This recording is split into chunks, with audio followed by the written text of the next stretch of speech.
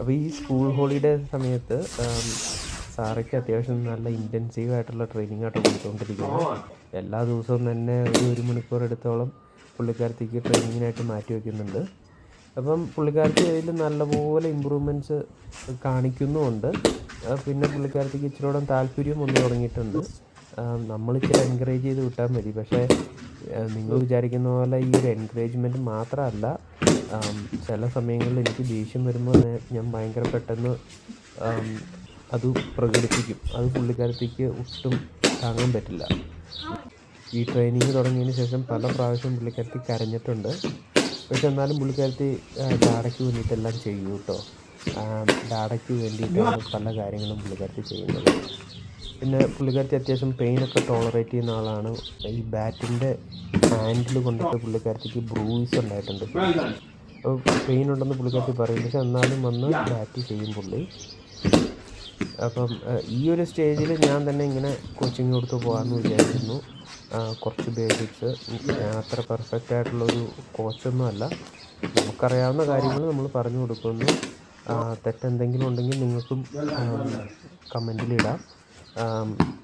ഇപ്പം നമുക്ക് കറക്റ്റ് ചെയ്യേണ്ട കാര്യങ്ങളാണെങ്കിൽ കറക്റ്റ് ചെയ്ത് തന്നെ മുന്നോട്ട് പോകുമ്പോഴാണ് അത് ശരിയാകത്തുള്ളൂ. അല്ലെങ്കിൽ ഇവരുടെ പ്രശ്നം എന്താണെന്ന് വെച്ചിട്ടുണ്ടെങ്കിൽ ഈ ചെറുപ്പത്തിലെ ആ റോങ് ആയിട്ടുള്ള കാര്യങ്ങൾ പഠിച്ച് മുന്നോട്ട് പോയി കഴിഞ്ഞാൽ അത് മാറ്റാൻ ഭയങ്കര ബുദ്ധിമുട്ടാണ്. അപ്പോൾ കുറേ കാര്യങ്ങൾ ഇങ്ങനെ വീഡിയോ എടുത്ത് കാണുമ്പോഴാണ് എനിക്ക് മനസ്സിലാകത്തുള്ളൂ. ആ സമയത്ത് എനിക്ക് പെട്ടെന്ന് ക്ലിക്കാവില്ല. ഇപ്പം പുള്ളിക്കാരത്തിയുടെ സ്റ്റാൻസിൽ കുറച്ച് ഫോൾട്ട് എനിക്ക് കാണാൻ പറ്റും. അതായത് ബാറ്റ് ഹോൾഡ് ചെയ്യുന്നത്, അങ്ങനെയുള്ള കുറേ കാര്യങ്ങൾ ഇങ്ങനെ. അതുകൊണ്ടാണ് ഞാനിങ്ങനെ വീഡിയോസ് എടുക്കുന്നതും അത് വാച്ച് ചെയ്തിട്ട് എനിക്ക് ചേഞ്ച് ചെയ്യേണ്ട കുറേ ഏരിയകളിൽ എനിക്ക് കണ്ടുപിടിക്കുമ്പോൾ മാറ്റാനായിട്ട് ഞാൻ പുള്ളിക്കാരത്തോട് പറയും. പിന്നെ ബോളിങ്ങിലും അത്യാവശ്യം പ്രോഗ്രഷൻ നടത്തിയിട്ടുണ്ട് പുള്ളിക്കാരത്തി.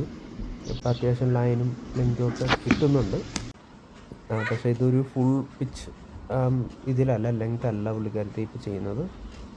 ഇനിയിപ്പോൾ 2 ആഴ്ച കഴിയുമ്പം പുള്ളിക്കാരത്തിക്ക് സബ് ഹൗസ് ന്യൂലിൻ്റെ ക്ലബിന് വേണ്ടിയിട്ടുള്ള കളികൾ സ്റ്റാർട്ട് ചെയ്യും. അപ്പോൾ ട്രെയിനിങ്ങും കാര്യങ്ങളുമൊക്കെ ഉണ്ട്. പക്ഷേ പ്രശ്നം എന്താണെന്ന് വെച്ചിട്ടുണ്ടെങ്കിൽ അവിടെ നമ്മൾ ഒരു കോച്ചിനെ നമ്മൾ എക്സ്പെക്റ്റ് ചെയ്യാൻ പാടില്ല. കാരണം ഏതെങ്കിലും പിള്ളേരുടെ പാരൻസ് ആയിരിക്കും അവരുടെ ട്രെയിനിങ് ഹാൻഡിൽ ചെയ്യുന്നത്. അപ്പോൾ അവരുടെ നോളജ് വെച്ചാണ് ഇത് ചെയ്യത്തുള്ളൂ. അപ്പം നമ്മൾ തന്നെ വേണം ഇൻഡിവിജ്വൽ ഒരു കോച്ചിങ് കൊടുക്കണം എന്നുണ്ടെങ്കിൽ. വൺസ് ആ ഗെയിം എക്സ്പീരിയൻസ് കിട്ടിക്കഴിഞ്ഞാലാണ് പുള്ളിക്കാരത്തിക്ക് അതിൽ കൂടുതൽ പാഷൻ ഉണ്ടോ ഇല്ലയോ എന്ന് നമുക്ക് പറയാൻ പറ്റത്തുള്ളൂ. ഇതിപ്പോൾ എന്തിനോ വേണ്ടി തിളച്ചുകൊണ്ടിരിക്കുന്ന ഒരു സാമ്പാറിനെ പോലെയാണ് പുള്ളിക്കാരത്തി.